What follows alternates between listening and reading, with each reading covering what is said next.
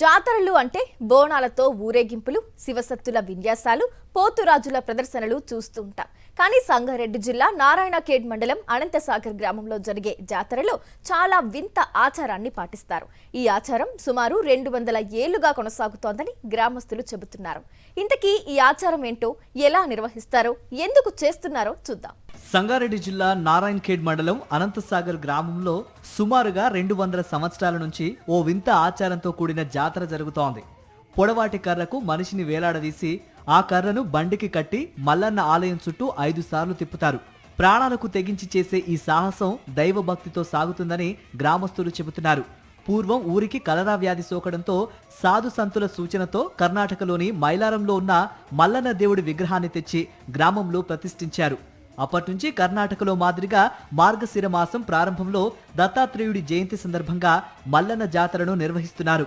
జాతరలో మనిషిని కర్రకు కట్టే బండి షిడి ప్రధాన ఘట్టంగా కొనసాగుతోంది. దాదాపు 200 సంవత్సరాల కిందట కలరా వ్యాధి అనేది విలేజ్ వాళ్ళకు సోకితే దానికి ఈ ఊరిలో మైలారంలో మల్లన్న గుడి ఉండి దానికి ఒక పూజారిని ఒక షిడికి కట్టి తింపితే మీకు అంత మంచిగా అవుతుందని చెప్తే అప్పుడు ఒక గుడి ఇక్కడ మల్లన్న గుడిని ఏర్పాటు చేయడం జరిగింది.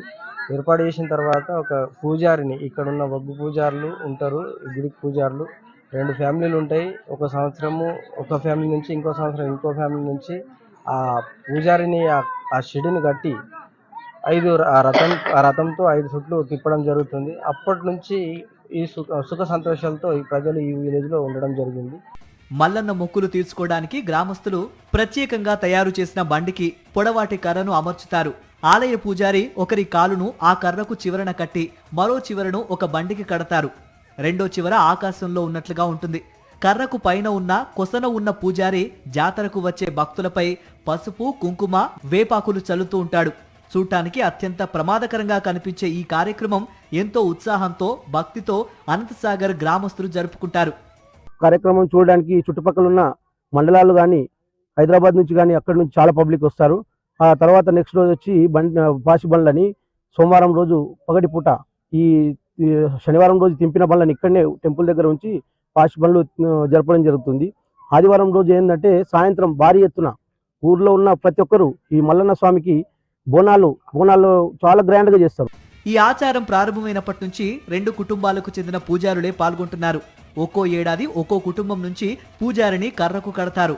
కర్రకు కట్టిన వ్యక్తిని ఆలయం చుట్టూ తిప్పుతూ ఉంటే శివసత్తుల పూనకాలతో ఊగిపోతారు. పోతురాజుల విన్యాసాలు జాతరకు వచ్చే భక్తులకు వినోదాన్ని కలిగిస్తాయి. దైవభక్తి ముందు సాహసం చిన్నది అంటూ అనంతసాగర్ గ్రామస్తులు ఏటా ఈ ఉత్సవాన్ని అత్యంత భక్తి శ్రద్ధలతో నిర్వహిస్తున్నారు. జాతర జరిగే 3 రోజులు ఈ గ్రామానికి చెందిన వారు ఎక్కడున్నా తప్పనిసరిగా వస్తారు.